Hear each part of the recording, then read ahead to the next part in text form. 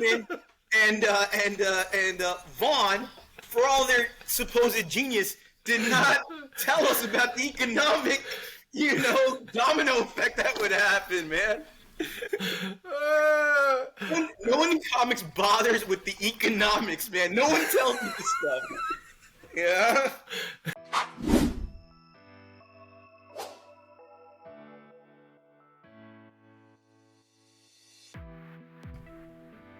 Welcome to Comic Industry Insider, where our goal is to get to know the people behind the scenes of the comics industry and uncover the secrets that will help you understand and grow your own business or career in comics.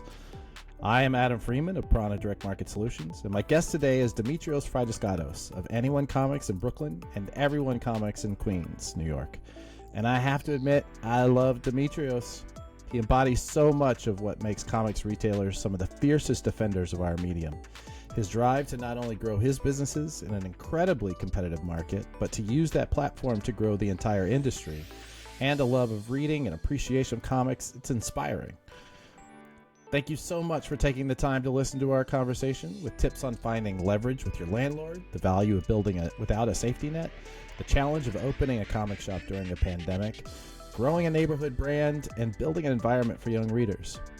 And if you're just here for the industry updates, he goes pretty deep into the sales of publishers like Image, Vault, Scout, Aftershock, and my alma mater, Bad Idea. None of them are actually able to keep up with manga's growth. And man, Dimitrios really hates Key Collector. But that's enough of my chatter. Please enjoy this heated conversation with Dimitrios Fragiskatos. So to that end, I'm going to give it over to you, buddy. How are things? How are you doing? Good. It's a 1,000-yard stare that really sells it, though.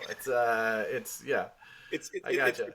It's been a year, man. Like I would say 2020, 2021. For all the pandemic and all that stuff, there was this kind of automation to the things. Like I would say there was a stronger routine developed, and it's just been just month after month disrupted in the last year for me. Just relearning things, adjusting things. Sure bets are no longer that.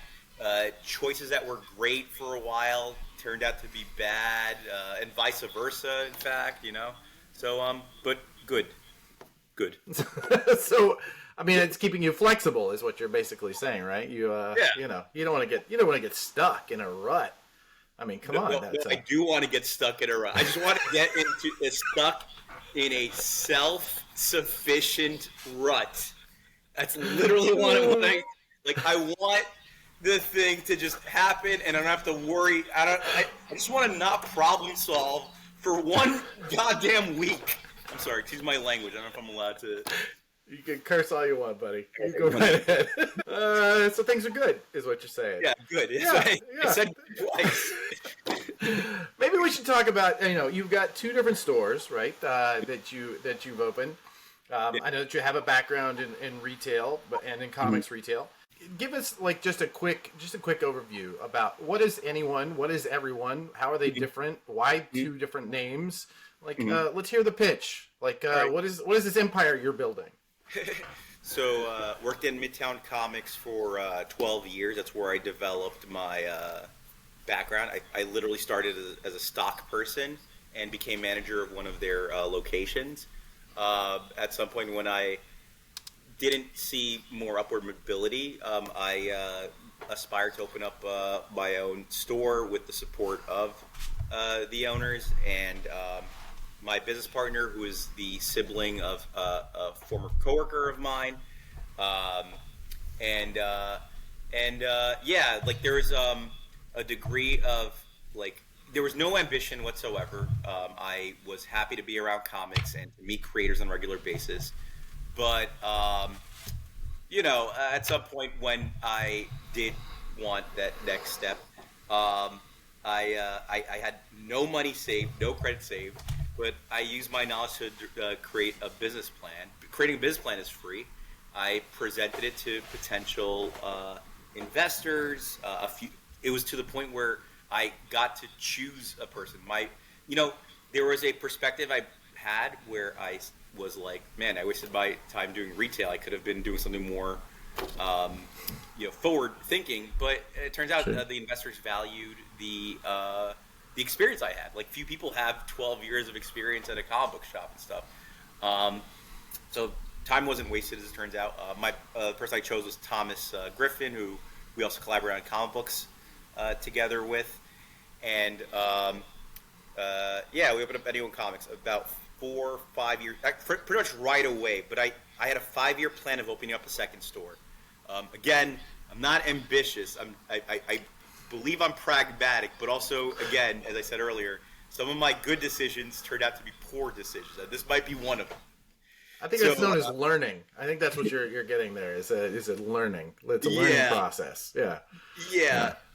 I guess that's a good point. I guess learning is harder for me because I feel like I don't have a safety net. On the one hand, I do have a safety net, which is the people I know, yourself, family members, friends.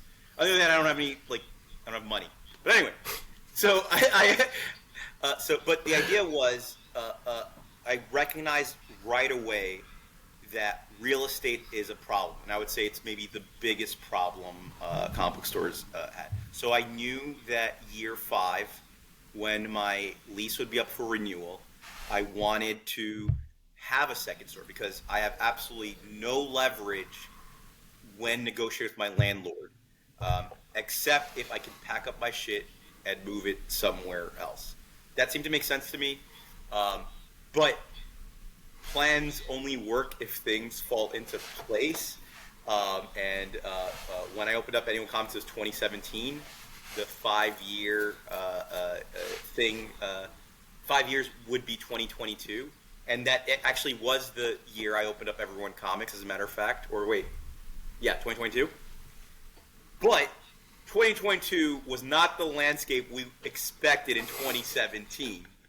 No. No. You weren't expecting on a global pandemic that would shift consumer buying patterns and shift the entire distribution model of comics? Let me tell you, when 2020 hit, my staff panicked, of course. But Kirkman and Vaughn, for all their supposed genius, did not tell us about the economic, domino effect that would happen, man. No one in comics bothers with the economics, man. No one tells me this stuff. Yeah. Yeah, that's true. That is very, very true. We need more logic comics, man. We need more math-related comics so that we can freaking learn this shit. We need less post-apocalyptic glamorizing.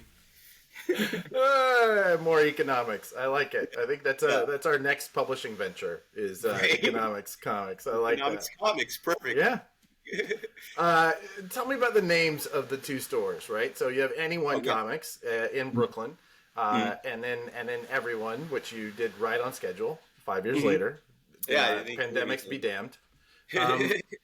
So tell me about the names. How'd you choose those names? So I had a lot of cliche names that I was kicking around. Earth 2 Comics. How many of those are out there? Whatever, alternate realities. Like the idea is that most stores want to do is they want to convey an escapism. They want to they're selling you in a way a vacation from all that stuff. Rightfully so, right?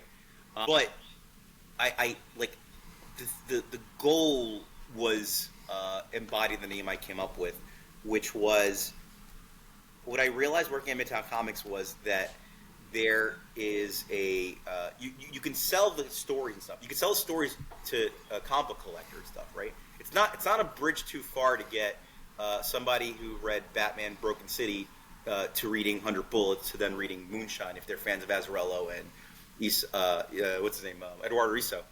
But I think I wanted my goal starting at a new location, like in a spot that hasn't had a comic book store since the 90s. I needed to sell comic books to people who weren't buying comic books. And so the name Anyone Comics in itself was a sales pitch. It's you're anyone, and these comics are for you. That was what it was trying. It was, and in selling, you want to use as few words as possible. So ideally, that banner would be getting people in by the name alone. Maybe at least, it was an unusual name, so it would cause somebody to pause and stuff. And it worked for a while. However, I feel that we've been established in Crown Heights for 7 years, and I now hear in casual conversation around Crown Heights the name Anual Comics, and I'm like, man, they really normalized it and didn't that meaning is no longer resonating anymore. It's no longer anyway. You built a brand, right? Yeah. You built a neighborhood brand. They know who you are just by that. I think that's excellent. That's great news, right? Yeah. Yeah. Everyone Comics, I actually wanted to call the second location something completely different. The name I was toying with was Unexpected Comics. It's a different LLC. I have a different business partner there, friend of ours, Alex Ray. Mm-hmm. And Alex, it should be noted, worked with me at Valiant. He works some with publishers. I know he does quite a bit of work with Repop, so he stays almost as busy as I do. So, he's somebody I got to know at Midtown Comics also. He worked briefly with me at Anyone Comics. That's as well. right, yeah. And I think there was that brief period where there was going to be a Midtown comic book show. There was a pilot that I think Alex is in. Right. Yes. Spectacular. Comic book heroes. It debuted on National Geographic. That's right. Yeah. See, there you go. That could have been your name right there, Comic Book Heroes. Yeah, right. But yeah, he wanted to do Everyone Comics because he wanted to have that relation. He wanted to maintain the relationship between the two stores and stuff. Yeah, I think that's great. I think that's awesome. Yeah. I also think it's really absolutely accurate that you of all people would want to use as few words as possible in selling. I think that just says that was a joke. So let's talk.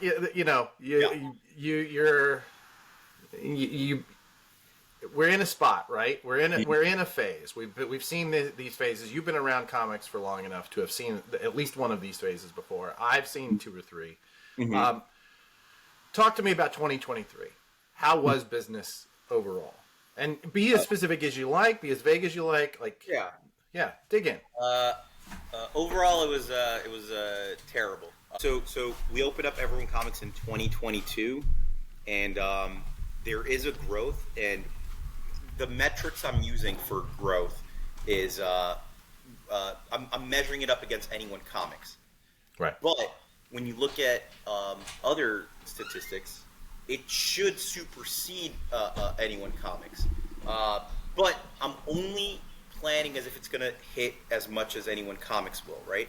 But the reason why it should be growing faster is simply it's in more of a transportation hub. More trains go there, more buses go there. Long Island City in general is a much more populated area than Crown Heights, Brooklyn is. And it's a much more affluent neighborhood. I always theorized that affluency does not translate to sales in comics, quite the opposite. And maybe it's confirmation bias, maybe it's how I run the business, but I'm seeing an execution. Anyone Comics is outperforming everyone by nearly double. We're in year 2 right now. But I'll say more specifically to the store, to the Queens Store, to Everyone Comics, the construction that's constantly happening around Long Island City, construction has just happened immediately around the store, and so it just completely deadened the walk-around traffic that we were getting, some of the growth. We pivoted a little bit harder into hosting events there, creating a reason for it to become a destination for people. But again, the idea was I find that the analogy of what the stores are that's most appropriate is that they're children. As a parent, I feel like you could corroborate this or not.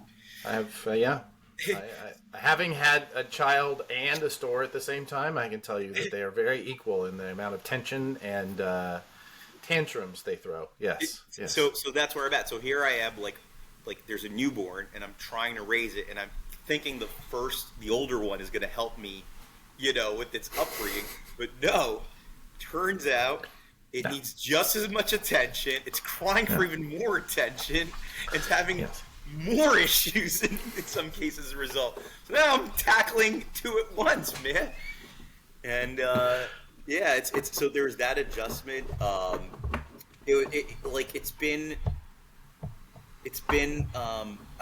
say there's been a great value in seeing two different demographics in two different neighborhoods. It's been, for individual problems, it's been a boon to have something that works at one store and then something that doesn't work in that store, and just like be able to, like, for example, bring product from one that doesn't sell to the other and finding that it does sell. Sure. Things like that. It's just been a good learning experience. There are some similarities, but I would say for the most part, like children, they have different personalities. They're nurtured in different ways and stuff. They're what people get excited for in one does not apply for the other. What I sell at one doesn't sell at the other. It's really fascinating. At the very least, I can't complain that it's not keeping me fascinated in the industry and stuff. I tell people all the time that, like, to be selling comics, you don't really need to like comic books. You just need to like people, I think. Yeah. Yeah. And so I do. I like everybody. Especially the awful people who I get to troll afterwards. Yeah, I can tell you that I was a retailer for 15 years or so, and when people ask me if I miss it, the answer is usually I miss the people. Yeah. You really do you build a relationship with people that you see every week, right? Yeah. You see them through their good times and bad, and they do the same with you. It's a very close relationship. And there's other businesses and relationships that are, like, that you could say are equal. Bars, people compare it to bars. Yeah, exactly. But there's something extremely unique for comic book stores. I mean, who we attract, who we're around, ourselves. Yeah. But yeah, so like 2022 was just like so much of like just an adjustment. Like I pretty much had to. It was just like, despite having the experience and the advantage, it was so much of like starting over and normalizing what your routine is. The question of being overworked was that was a foregone conclusion. But how I was going to be overworked, how I was going to normalize it, or that's what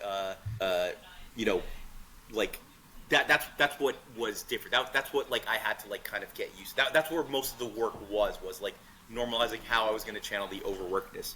2023 was maybe the biggest strain, and it was the biggest strain because of the people that we talked about. Between the early 2023, we had the biggest spike of coronavirus, if you recall, right? Yeah. It wasn't the biggest fatalities, but the biggest spike of how it was spreading. It was December and January, and so the insecurity of that and people trying to go back, like, definitely came through in like a decrease in sales in the store. Where we are in Crown Heights, and I'm sorry, I'm sure there's other factors I'm forgetting, but that was a major one. Where we are in Crown Heights, there's a large population. Actually, both stores. Crown Heights has a lot of people who work on television production and who are artists in general and stuff, right? Yeah. And so when the writer's strike was happening and the actor's strike was happening, it affected a lot of people on the production level, a lot of my customers, as a matter of fact. Long Island City is near, what's it called, Silver Cup Studios. Okay. A few customers, a lot of filming was happening there, and that affected a little bit of the couple of channels I had that were in television as well. So there was a little bit of fallout. These guys had to cut back, understandably, on their sales and stuff, on their purchases rather and stuff. Brooklyn in September had a flood. Like we saw. Oh, yeah. Our basement, your former office, was hit once again. It was a repeated problem. But But yeah, but in 2022, there was a decrease in just interest in purchasing floppies. It was definitely a come down from a spike in 2021, and my numbers went back to close to where they were in 2019. I was expecting my numbers. We were growing from 2017 to 2018 to 2019, and I was expecting that when things were crashing, it would meet us at this increase. But Right. instead, it pretty much went right back down to 2019. So this was like a complete plateau. If you remove the pandemic and we were to believe these numbers, it plateaued in 2019, and I was not aware of it. You know, in a non-pandemic situation, I might have been able to see it and like pivoted and not open up a second location. Sure. I wouldn't beat yourself up too badly about that. There's so many other factors that could have happened that Sure. weren't a global pandemic. I wouldn't spend a whole lot of time on that. Yeah. Interesting. That's really interesting. You know what's crazy to me is that you've given this whole thing about 2023, and you completely did not even discuss the fact that you moved a location in that year. Oh, well, so regarding that, I did in 2022 notice the trend of like sales going down and stuff, and so I actually sent an email to my landlord. I sent repeated emails to my landlord in 2022, and I told him, "Hey, we've been on time for the last 6 years of our relationship and stuff. However, the economy is not what we thought it was 6 years ago, and I think you should reconsider our lease if you want to work with us long term." He was not. He was verbally responsive, but not. He never acted on it. He didn't write any responses to it for the most part. And literally in September of 2023, we just ran out of money. Like there was all these choices, all these pivots I made, and we ran out of money. And then I made a decision of like, all right, we could stay in the same location, maintain our lease for another 3 years. And just constantly fall behind on rent as it damages my credit, or while my credit's good, I apply for a new location. All the places around the area have dropped down in rent, and just seize the moment and hopefully pay this guy back while like moving into a place that was literally 40% less than what we were paying. Wow. Not the same Yeah. square footage. We lost the basement, but during the Sure. last few years, it was hardly in use and stuff. You moved out, I felt like there was no reason to keep it. Sure, it was my fault. I'll take that blame. That's fine. Why not? I'm sure I'm to blame for many, many of the things that went on in your business. No, but I will tell you this. I sent the email in November 2022, Yeah. and I told them like I don't think we're gonna be able to pay our rent and stuff. And you moved in December or January, and your work at Prada kept us afloat for those next few months. Oh well. I appreciate it, Adam. You're welcome. You're welcome. It was a good office. It was also nice having being in a company that is focused almost exclusively on the comic book industry, to have some be able to say I'm in the basement of a comic book store. Yeah. So it was good, except for the floods from the chicken joint next door. That was the worst part. Yeah. I'm underwater at a comic book store. Yeah, underwater, you in more than one way, right? Oh man, Yeah. What was your? It sounds like it was a rough year, and I was there for a minute. Much of it was. What was the best-selling item though? Like, what was it? What are the titles that did well last year? What were the things that maybe surprised you? Yeah. I could be wrong, but there's definitely growth in manga. Sales in manga, reorders were going mostly to manga also. So people are saying that. I would probably agree with it for the most part. Last Ronin, the Ninja Turtles thing, was good. It's a very good perennial item, like very Dark Knight Returns. Like you could just give it to anybody. So many people have heard of it. Let me think. That Keanu Reeves book for Berserker. Yeah. For all my criticisms of celebrities getting into comics, Ron Garney, good looking book.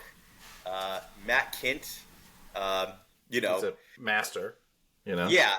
So and from what I've seen, Keanu Reeves himself has been promoting both those creators, and the book and stuff. So like that's more than I expect from other people. You know what I mean? So but that's been a really strong seller. Yeah, like frankly, I can tell you if you're interested on what has surprisingly not been selling. I'm more surprised at what's lost it than what's gained sales. But you know, I'll say Dynamite, all their Disney products and the Thundercats thing, Dynamite really surprised me because other than that Vampirella by Christopher Priest, they're getting no attention in my store. But those Disney books seem to be working. And I mean, they're appealing to a casual customer, any person can recognize who Cruella de Vil is, and what an interesting choice to decide to make it about a villain who, kills dogs and stuff, man. You know, like it gives people another glance for sure. It also helps that a lot of the Dynamite books, not all of them, are returnable, and therefore, like a person will notice a big stack of books. You know, not knowing, not caring if it's returnable or not, but they'll see a big stack of books there. But yeah, like Image Comics though, like definitely underperformed outside of the Energon universe stuff from my perspective.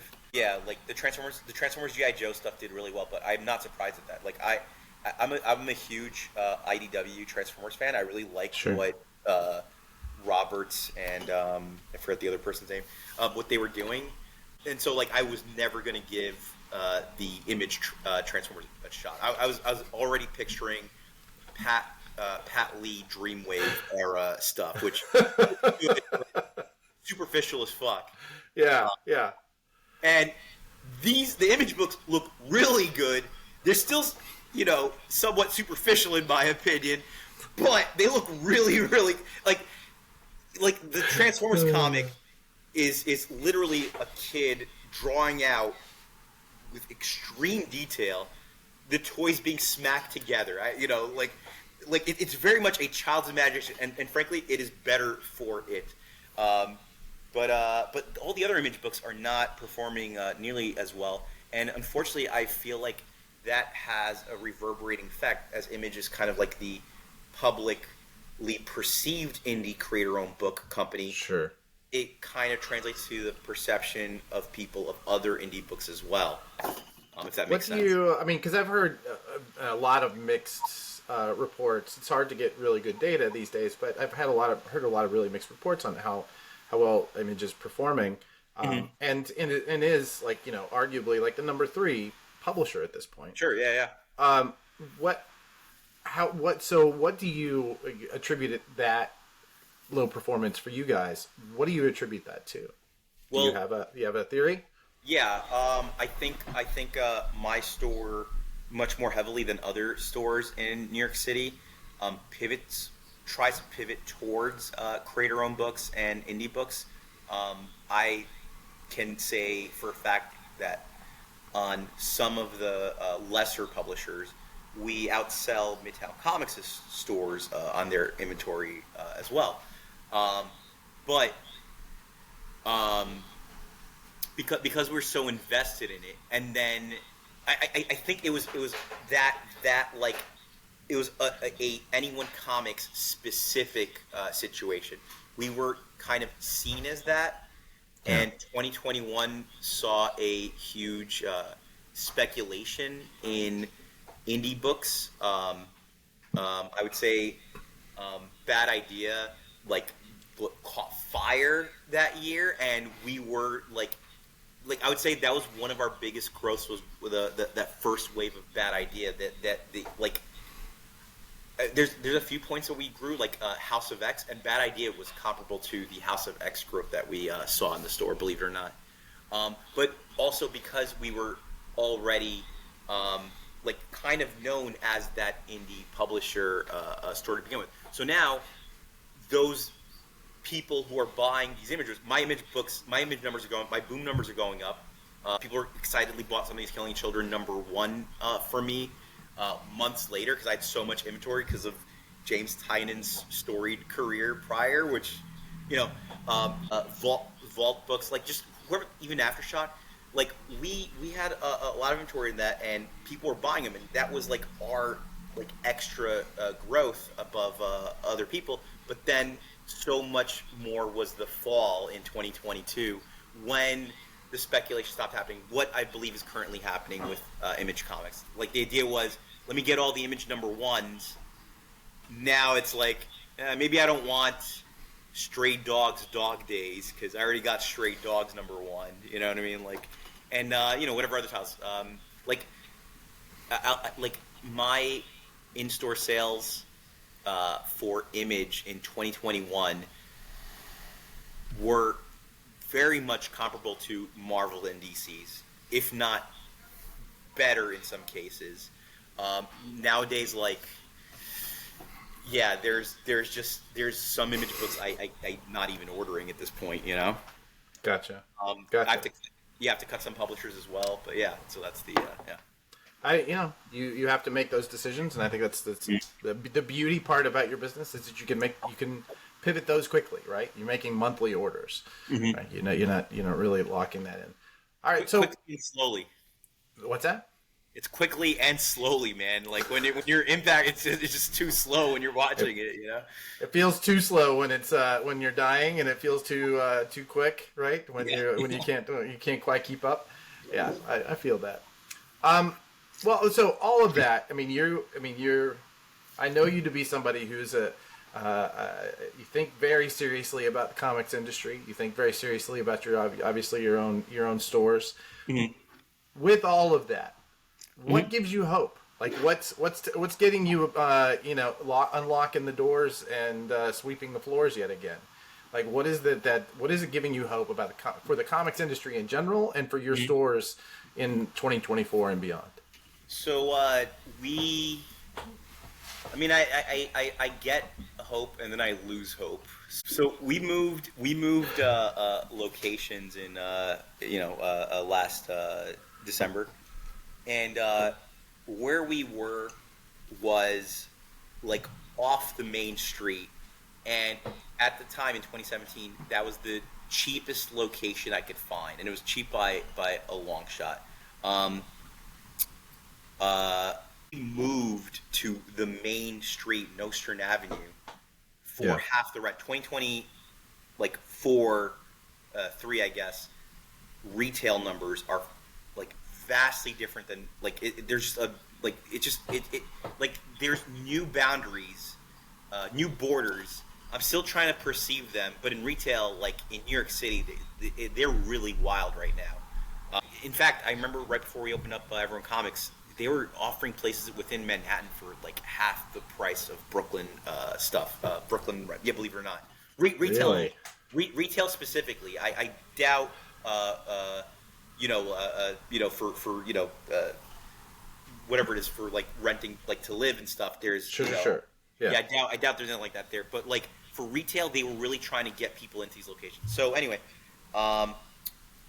we for the last couple of years lost a lot of students and kids coming in. When 2020 happened and they were remote, we used to have a ton of kids. When they went remote, I didn't see them.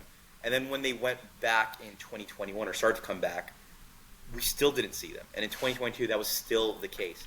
Mind you, kids definitely did not bring in any money. They were more problem than they were worth. You've been in rooms where I'm screaming at them.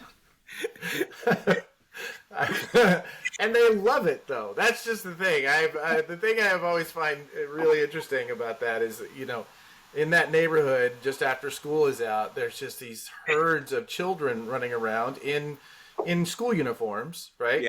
And they, occasionally these herds will come in and you are just playing with them and bantering with them. And then some of them poke at you until you go into one of your rants. And then they just eat it up. They just love getting you to that place. It was very, very entertaining. Yeah.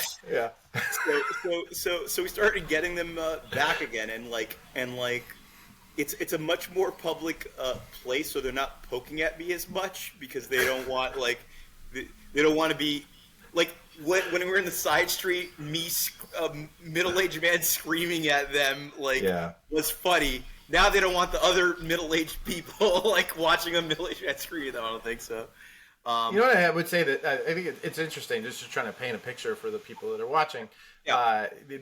That neighborhood in Crown Heights is, I mean, it feels like when I moved to New York, someone was referring to a neighborhood a lot like it as like Sesame Street, right? Okay. People they're hanging around outside, right? Yeah. They're either playing dominoes or they're like, the people are on the sidewalks or on the street. There are lots of very colorful characters, but then also just a lot of people just going about their day, lots of really busy spots, like, and it did feel, it's such a vibrant neighborhood, Yeah. So I could definitely see how being, now dropped in the middle of that vibrancy as opposed to just off. You were about a half a block off of that strip. I can see how that would change. And if I may, to contrast that with Long Island City, these are just giant towers of buildings, like the ones that people picture in New York City, and all the amenities are inside. These buildings are designed to like not have people walk around. I'll say it's less, interesting. Yeah, there's less liveliness. Like again, it's more affluent, and like when you're in Crown Heights, you're walking around to go to the laundromat or to the supermarket. Right. In Long Island City, you're getting your fresh direct delivered to you. You've got your laundry in the basement and stuff. There's not much, and frankly, the neighborhood's design doesn't lend itself to walking around. And even if it did, all the construction intimidates you from doing that. So I didn't, Sesame Street's a great comparison. God knows there's no neighborhoods like that anymore. But Crown Heights is one of the last few. In fact, that was what drew me to Crown. One of the things that drew me to Crown Heights was like how much it reminded me of the New York City that I grew up in versus we're seeing in different pockets and stuff. Sure. Yeah. Well, so we didn't really. So can you refine? We took some digressions there, and I just want to make sure that I want to get that. I want to get my question answered. God damn it! I'm sorry. What gives you hope? Those annoying fucking kids give me hope. Unfortunately, I thought I did answer that question. Those kids that piss me off give me hope. When there is an interest to read, when that care is nurtured, people are telling me that floppies are dying, and certainly my sales reflect a decrease in interest in floppies in the last year. And again, I do think a little bit of it is just my store. Fewer interest in buying the number ones that Scout's putting out and whoever's putting out, right? But I will say that I think one of the underestimated threats of the industry is the collector mentality. I think it's been too catered to, and for the short term, and I feel like it's going to harm for the long term. If kids, and I'm being hyperbolic here, but if kids are growing up with comic books in their household and they're put into bags and boards or CGC containers, and you have your Jim Lee number ones, which there's a ton of, but they're sealed in there, right? And this person is told repeatedly, don't read that. That's going to be worth money in the future. And when they're buying a Raina Telgemeier book or a manga or Dogman, those same adults don't give a shit. Those things are not going to be collectibles at all. Then it's no wonder sales are moving towards that direction, man. People can talk about it's the change of comic books and stuff. It's not changing Miss Marvel from a swimsuit wearing blonde woman to a Muslim woman that's hurting sales. It's the people who are withholding that book from reaching its intended market, which is a girl that would be that age. If this kind of format isn't actually being accessible to people that they want to represent, then there's kind of no point in representing themselves. Just make a Miss Marvel graphic novel in that case. If your concern is floppies over graphic novels, I mean, I think Miss Marvel's Right. a famous example of one that the book market was helping keep afloat. I believe. I might be wrong, but I believe that Miss Marvel's graphic novels were selling it, which had it last till issue whatever 60 with the in G. Willow Wilson's run or something along those lines. So yeah, so the reading gives me hope. When people ask, why aren't kids, collecting comics or whatever? Why aren't they buying comics? They're into manga. Manga's beating us. Yeah. Again, like for a kid who they love, let me learn something else. I test this out repeatedly. I offer them free comics, and if they didn't care about comics, they would say, "Nah, it's okay." They do this with other shit. I test it out with other shit. With Sure. comics, they always take comics. They're not told that it's for them. And part of my job, frankly, is to unbrainwash to unlearn that for them, to tell them dude, yes, it's a whatever, it's a $5 comic, but it's still cheaper than your Dogman comic. Yes, it's fewer pages, but it's still cheaper than this. This is a viable option for you to read. You could treat it the same way. Sure. Yeah. So again, the kids give me hope.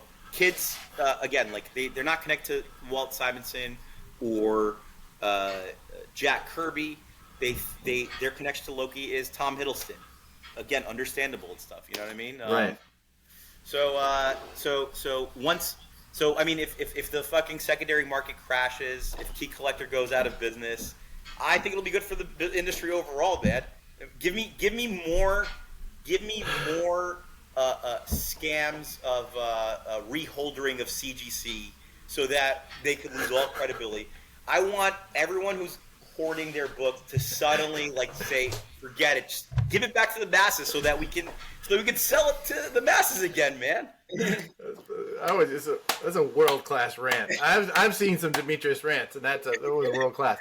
You and I mean, we've been going now for 42 minutes, and I think we could probably go another 42 minutes debating the collectors versus readers, right? I think that there's a lot to dig into that there. I mean, as a marketer, to my mind, it's there are definitely pluses and minuses in both of those segments, right?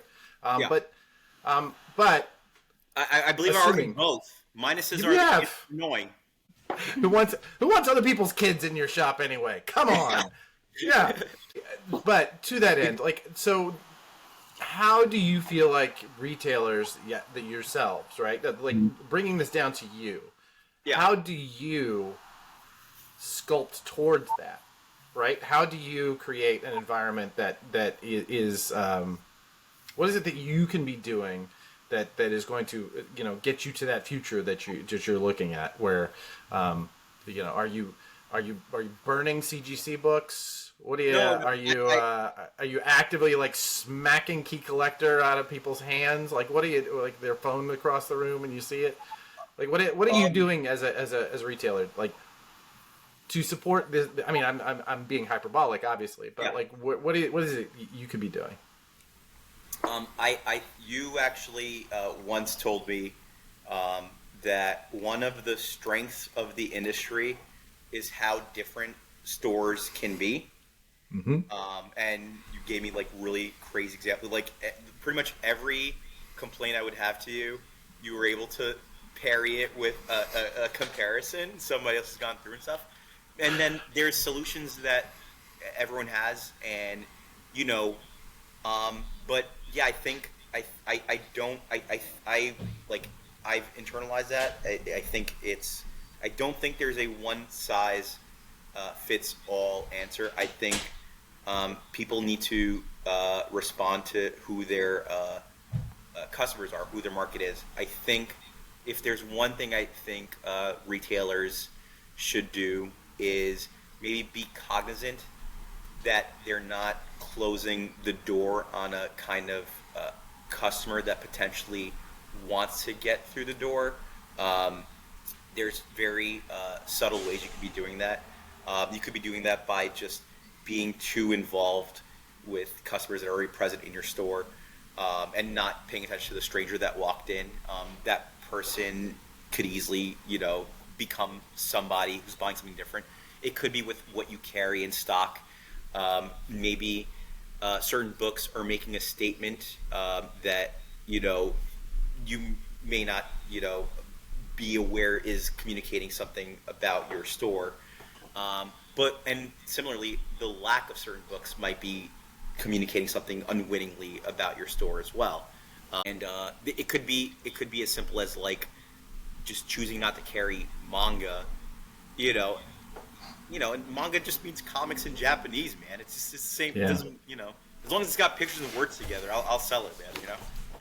I definitely applaud that viewpoint. That every story course is you- unique. Because Yeah, I convinced you of it, right? Yeah. Yeah. You're just parroting back my words to me, so therefore, obviously, they sound smart. Yeah. Yeah. Well, listen. I mean, I do think it is one of those things that really is something that stores can control themselves, right? They get to create the market that they want to thrive in, and I think 100%. you've done a wonderful job of that in your stores. So Well, I'm thank looking you. forward to seeing you grow into absolutely no one comics. And get the fuck out comics. I'm sure those are coming, right? Yeah, exactly. That's certain times of day we change the sign. Anyone but you, comics. That's That's the original name. All right, Dimitrios, thank you, buddy. This has been so much fun. Where can people find you on social media? Where are your stores? Like, give us the bullet. Who are you? Where are you gonna then come and hear you rant at their children? Anyone Comics is on 831 Nostrand Avenue in Crown Heights. The handles across the board are Anyone Comics. Everyone Comics and Collectibles is on 4126 27th Street. It's literally right off the Queensboro Plaza stop, right off the 7 train, right off the N train, right off the W train when they're operational. 1 block away from the R train, 1 block away from the F train, 1 block away from the M train. That tag is at Everyone Comics. And then for if you people that don't live in New York, that essentially what he just said is that it's right off the off ramp of every freeway. That's pretty much, yeah. Yeah. Exactly. Awesome. Well, thanks again, buddy. It's been a lot of fun. I want to once again, my name is Adam Freeman, and you've been listening to and/or watching Comics Industry Insiders. Don't forget to follow us on social media and like and subscribe, so you can be sure to catch the next interview, which I will certain will be nearly as entertaining as Dimitrios. So, thanks, bub. Bye. Hi again. I do hope you enjoyed that conversation with Dimitrios as much as I did. Before you leave, check out the show notes. We're trying something new where we've put in links to all the comics that he mentions on the Anyone Comics site to order. So Dimitrios could even pack it up for you. And when you find yourself in the New York City, Brooklyn area, Queens, make sure you see the shops in person. They're delightful. Special thanks to Stephanie Girk, who produced this episode, and to Anthony Militano, who helps out on research. And of course, thanks again to Dimitrios. Namaste, y'all.